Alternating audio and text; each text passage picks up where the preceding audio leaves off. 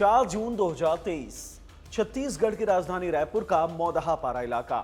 सुबह करीब 11:55 पर शहर के जाने माने बिजनेसमैन राम अवतार सिंह जग्गी अपनी दुकान की ओर बढ़ रहे थे। तभी अचानक 3 बाइक्स पर सवार 8 से 9 लड़के उन्हें घेर लेते हैं। खुद की जान खतरे में पाकर जग्गी बचकर भागने की कोशिश तो करते हैं, लेकिन तभी उन पर गोलियों की बौछार हो जाती है। लड़के बाइक पर सवार होकर भाग निकलते हैं और पीछे जमीन पर पड़ी रह जाती है शहर के जाने माने बिजनेसमैन राम अवतार सिंह जग्गी की खून से लथपथ लाश। शुरुआती जांच में पुलिस इस हत्या को लूट से जुड़ा मामला बताती है, लेकिन मामला तब और उलझ जाता है जब विपक्षी पार्टी एनसीपी और जग्गी का बेटा राज्य के तत्कालीन मुख्यमंत्री और कांग्रेस नेता अजीत जोगी के बेटे अमित जोगी पर इस हत्या का इल्जाम लगाते हैं। और इस तरह से एक कत्ल बन जाता है छत्तीसगढ़ का पहला सबसे बड़ा पॉलिटिकल मर्डर केस। अब सवाल यह उठता है कि अजीत जोगी के बेटे का नाम इस कत्ल से क्यों जोड़ा गया। आखिरकार जग्गी कौन सा ऐसा मास्टर प्लान बना रहे थे जिसकी वजह से उनकी हत्या कर दी गई। और इमरजेंसी के दौरान कांग्रेस के बड़े मंत्री रहे विद्याचरण शुक्ल का नाम इस मामले से कैसे जुड़ता है। और साथ ही सुनाएंगे कहानी उस पूरी कानूनी लड़ाई की जिसमें अजीत जोगी के बेटे अमित जोगी को 26 साल बाद छत्तीसगढ़ हाईकोर्ट ने दोषी ठहराया है। हेलो, मैं हिमांशु हूं और आप देख रहे हैं खबर गांव। इस हत्याकांड को समझने से पहले हमें एक नजर छत्तीसगढ़ और कांग्रेस की पुरानी पॉलिटिक्स पर भी मारनी होगी। जग्गी हत्याकांड के तार जोड़ते हैं इस हत्याकांड से 3 साल पहले 2000 में हुए मध्य प्रदेश और छत्तीसगढ़ के विभाजन से। इस पूरी कहानी में मुख्य तौर पर 2 कैरेक्टर हैं, अजीत जोगी और विद्याचरण शुक्ल। पहले बात करते हैं विद्याचरण शुक्ल की, जिन्हें वीसी शुक्ल भी कहा जाता है, सीएम ऑफ रायपुर। वीसी शुक्ल के पास बड़ा पॉलिटिकल लीनियज था। उनके पिता रविशंकर शुक्ल स्वतंत्रता सेनानी थे और मध्य प्रदेश के पहले मुख्यमंत्री रह चुके थे। उनके भाई श्यामाचरण शुक्ल 2 बार अविभाजित मध्य प्रदेश के मुख्यमंत्री रह चुके थे। रही बात विद्याचरण शुक्ल की, तो वो भी कांग्रेस के दिग्गज नेता थे और इंदिरा गांधी सरकार में कई बार केंद्रीय मंत्री रह चुके थे। इमरजेंसी के दौरान उनके पास सूचना एवं प्रसारण मंत्रालय जैसे इंपॉर्टेंट मिनिस्ट्री की जिम्मेदारी थी।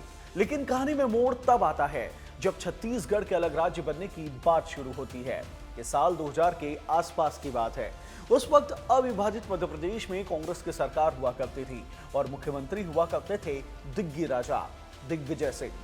वीसी शुक्ल को पूरी उम्मीद थी कि सबसे सीनियर नेता और सबसे ज्यादा विधायकों का समर्थन होने के चलते नए बनने वाले छत्तीसगढ़ राज्य का मुख्यमंत्री उन्हें ही बनाया जाएगा, लेकिन ऐसा होता नहीं है। अब कांग्रेस में सोनिया गांधी का दौर चल रहा था। उनके लिस्ट में पहले नंबर पर था राजीव गांधी का करीबी रहा एक डैशिंग नेता जो पहले आईएएस रह चुका था, जिसके पिता ईसाई धर्म अपना चुके थे। इसलिए वो कभी कभी सोनिया गांधी के साथ दिल्ली में चर्च भी जाया करता था और अपनी करीबियां बढ़ाया करता था। लेकिन अब भी उसके पास आदिवासी वाला सर्टिफिकेट था।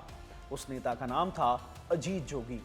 आलाकमान ने तय किया कि आदिवासी बहुल राज्य का पहला मुख्यमंत्री एक आदिवासी को ही होना चाहिए और इस तरह से वीसी शुक्ल को पछाड़कर अजीत जोगी को छत्तीसगढ़ के पहले मुख्यमंत्री के तौर पर आगे किया गया। वीसी शुक्ल को आलाकमान का यह फैसला नागवार गुजरा और उन्होंने अपनी ही पार्टी कांग्रेस के खिलाफ मोर्चा खोल दिया।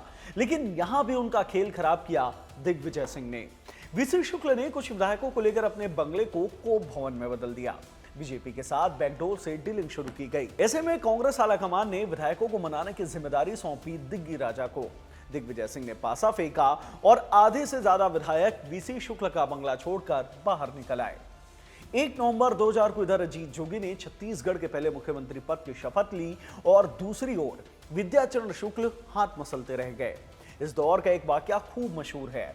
कोप भवन में बैठे वीसी शुक्ल को जब बनाने दिग्विजय सिंह उनके बंगले पर पहुंचे, तब समर्थकों ने धक्का मुक्की कर दी। मध्य प्रदेश के तत्कालीन मुख्यमंत्री दिग्विजय सिंह जब बंगले से बाहर निकले तो उनके कुर्ता फटा हुआ था। जानकार बताते हैं कि इस दिन के बाद से विद्याचरण शुक्ल और अजीत जोगी की कभी नहीं बनी। यहां तक आपने अजीत जोगी और विद्याचरण शुक्ल के बीच शुरू हुई पॉलिटिकल राइवलरी की कहानी समझ ली। अब आते हैं जग्गी हत्याकांड पर।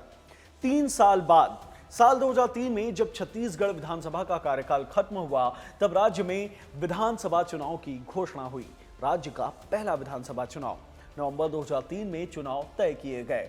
कांग्रेस आलाकमान की ओर से मैसेज साफ था, अजीत जोगी की लीडरशिप में चुनाव लड़ा जाएगा। यह फैसला विद्याचरण शुक्ल को नामंजूर था। विद्याचरण शुक्ल ने कांग्रेस तोड़ दिया। अपने समर्थकों के साथ उन्होंने पड़ोसी राज्य महाराष्ट्र के नेता शरद पवार की party NCP nationalist Congress party join कर ली और इसी पार्टी के बैनर तले चुनावी बिगुल फूंक दिया।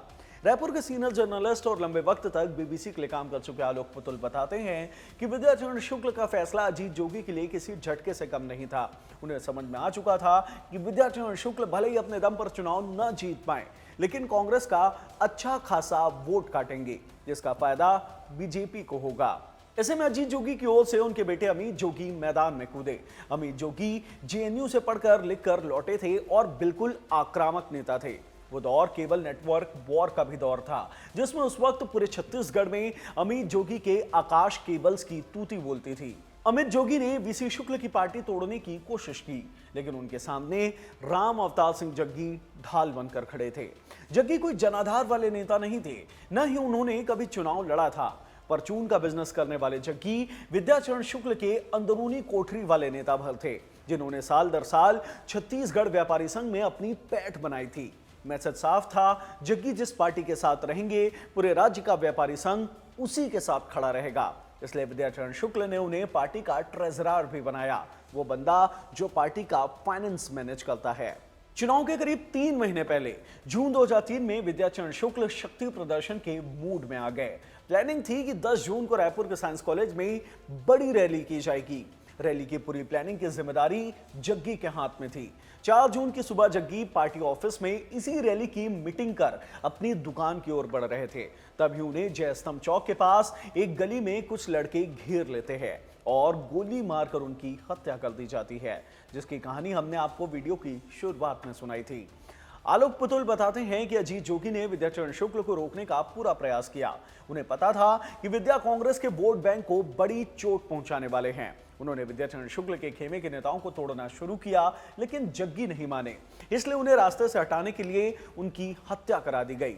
शुरुआत में पुलिस ने इसे लूट की घटना माना, लेकिन कड़े विरोध के बाद हत्या के एंगल में जांच शुरू हुई और बीजेपी की सरकार आने पर सीबीआई को जांच सौंप दी गई। रायपुर के एक दूसरे सीनियर जर्नलिस्ट मयंक ठाकुर बताते हैं कि अमित जोगी पर पहले से ही बीजेपी नेता दिलीप सिंह जूदेव के 9 लाख रुपए के घूस लेने वाले मामले में स्टिंग ऑपरेशन कराने का आरोप लग चुका था, जिसके बाद जूदेव की मुख्यमंत्री पद के लिए दावेदारी खत्म हो गई थी और रमन सिंह का नाम सामने आया था। ऐसे में हत्याकांड में सबसे पहला शक अमित जोगी पर ही गया। आरोप लगा कि भिंड मुरैना से भाड़े पर लोग बुलवाकर जग्गी की हत्या कराई गई है। जग्गी हत्याकांड का असर चुनाव में भी दिखा। नवंबर 2003 को वोटिंग हुई। नतीजे ना तो कांग्रेस के पक्ष में थे, न ही एनसीपी के। बीजेपी एक तरफा बहुमत से चुनाव जीतने में कामयाब रही। रमन सिंह मुख्यमंत्री बने। सीएम बनने के बाद वो जग्गी के बेटे सतीश जग्गी की मांग पर इस हत्याकांड की जांच सीबीआई को सौंप देते हैं। सीबीआई अपनी पहली चार्जशीट में अमित जोगी समेत 28 लोगों को आरोपी बनाती है, जिसमें ज्यादातर लोग भिंड मुरैना से थे।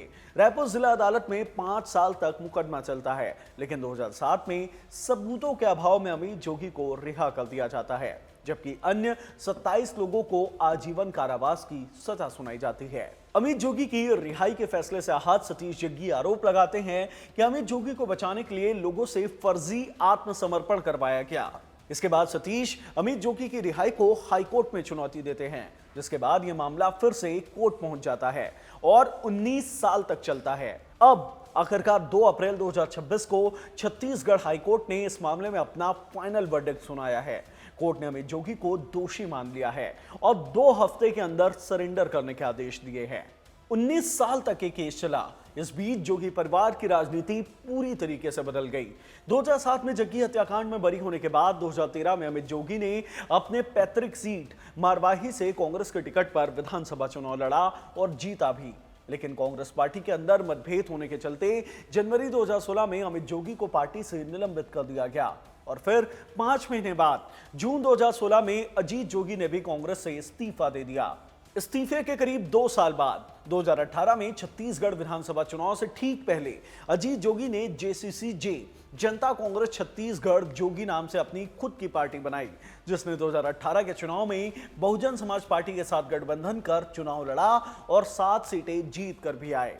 2018 में मरवाही से अमित जोगी की जगह पर अजीत जोगी ने चुनाव लड़ा और जीता।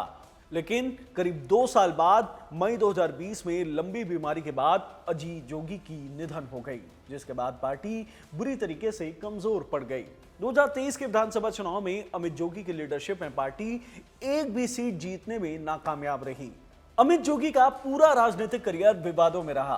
पहले दिलीप सिंह जूदेव का स्टिंग ऑपरेशन कर बदनाम करने के आरोप लगे, फिर 2003 में जग्गी हत्याकांड में उनका नाम सामने आया। केबल वॉर के दौर में अमित जोगी को छत्तीसगढ़ का केबल माफिया का नाम मिला। अमित जोगी के जन्म प्रमाण पत्र पर भी सवाल उठे। 2019 में अमित जोगी के ऊपर आरोप लगा कि 2003 के चुनाव में उन्होंने फर्जी प्रमाण पत्र के जरिए चुनाव लड़ा था, जिसके बाद उनकी गिरफ्तारी हुई और इसी विवाद के चलते अमित जोगी 2023 का विधानसभा चुनाव भी नहीं लड़ पाए और अपनी पैतृक सीट मारवाही गंवा दी। अजीत जोगी परिवार का पॉलिटिकल लीनिएज अब खात्मे के मुहाने पर खड़ा है। एक दौर था जब अजीत जोगी और उनकी पत्नी डॉक्टर रेणु जोगी दोनों ही विधायक हुआ करते थे। राज्य में पूरे परिवार का दबदबा हुआ करता था, लेकिन अब परिवार राजनीतिक ढलान पर है। इसी बीच उन्हें 26 साल पुराने मर्डर केस में दोषी भी ठहरा दिया गया है। अमित जोगी ने एक वीडियो जारी कर खुद को निर्दोष बताया है। कहा है कि कोर्ट ने एक तरफा फैसला सुनाया है, बचाव पक्ष की दलील सुनी ही नहीं है। वो इस फैसले को सुप्रीम कोर्ट में चुनौती देंगे, जबकि राम अवतार सिंह जग्गी के बेटे ने इसे लंबे इंतजार के बाद मिला इंसाफ बताया है। तो ये थी छत्तीसगढ़ के पहले और सबसे बड़े राजनीतिक हत्याकांड की पूरी कहानी, जिसे पूरा राज्य जग्गी हत्याकांड के तौर पर जानता है। ये कहानी आपको कैसे लगी, हमें कमेंट बॉक्स में जरूर बताएं। इस वीडियो में इतना ही। धन्यवाद।